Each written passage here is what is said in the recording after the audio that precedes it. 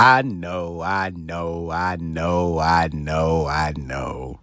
Very sad. 10 years, go ahead and shed that tear, man. Go ahead and shed that tear.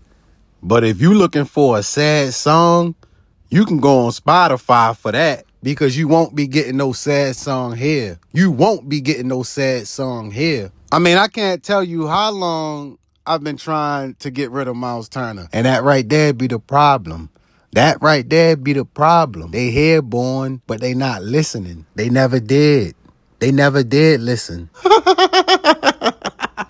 And I don't even blame Myles Turner for going to the Bucks. You know, Bourne will never blame nobody for getting to that baggage claim. Let's get that out the way. Bourne will never fault nobody for getting to that. So, Myles, you know, you do you.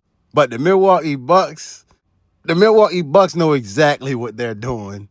They know exactly what they're doing. The Bucks on some petty shit. Oh, we can steal him? Because let's be real. The Pacers, they've whipped the Milwaukee Bucks ass for the last 2 years. This is a scenario where a guy is getting his ass kicked in a one-on-one fight, and in the midst of the fight being broke up, the guy that's getting his ass kicked grabbed the guy's chain. Got a black guy, nose bloody, but he's screaming, "I got your chain. I got your chain."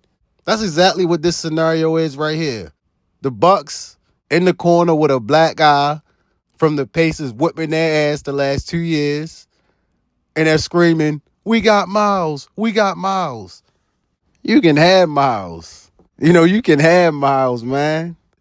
That's the part that hurt. You know, that's the part that hurt. The fact that the Bucks stole him. The Bucks on some petty shit. It made too much sense to let him go. You give him the contract he wants. Now you got to cut costs. Who you going to move? You going to move Obi? You give Myles Turner that money, now you got to cut costs. Who you trading? Ben Mathurin? I mean, this is the stuff you would have had to do if you would have paid Myles Turner. It makes sense to just let him go. Now, if Halliburton was there, now we can talk. But without Halliburton, I mean, it was a done deal. And it was really started because over the last 24 hours, Myles Turner wanted to be back in Indiana, the longest tenured Pacer, but he felt that they had just been giving him offers that were below market value as the Pacers wanted to avert from paying the luxury tax. And there were several offers that he just did not feel comfortable with. And so John Horst, the Bucks general manager, worked very closely with his agent, Austin Brown, to find a deal. And so this is the third time in Giannis Antetokounmpo's career where we feel, hey, things might be shaky, and John Horst makes a big move. If this was Siakam, we can move the roster around to try to keep him. But Myles Turner, come on now. You can find another center. Who going to start center for the Pacers? You know, that's what everybody's asking. Who's going to start center for the Pacers? Well, I'm here to tell you, this is a rumor I like to hear. I like this rumor. You know, you talking about getting this team ready, you know, for when Halliburton retired. This is it right here. This is the type of center we need right here. He doesn't make $25 million a year, $30 million a year, nothing crazy like that. Dude, not an all-star. He just a modern-day center that gets the job done. Nothing more, nothing less. They don't need nothing else special from that position. Telling you. Because at the end of the day, the Pacers want to play small. So why invest damn near $30 million a year in that position? You can go get a guy like a Nick Richards that makes $5 million and will get the job done. So since you playing small, you want a center that can play small with you.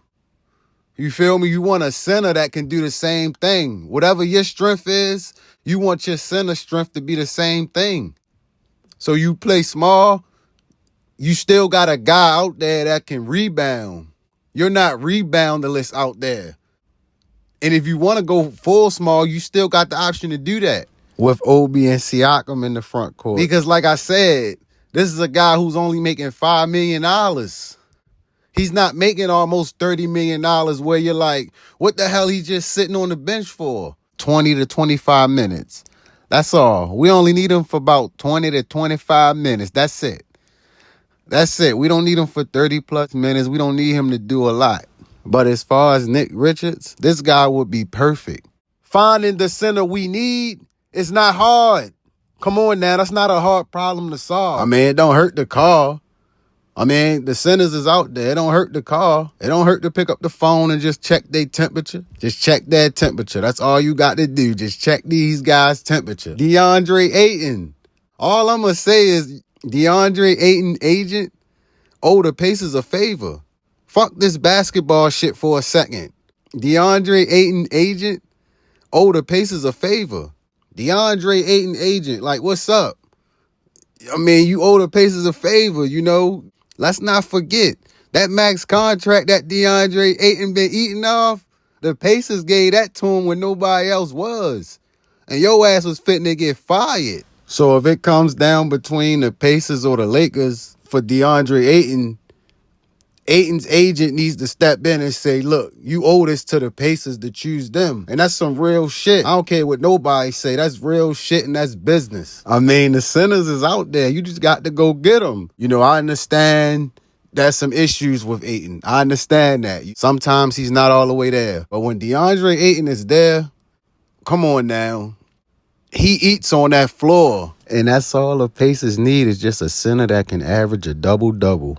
Or at least close to it. That's all. They not hard to find. But don't get mad at the facts, though.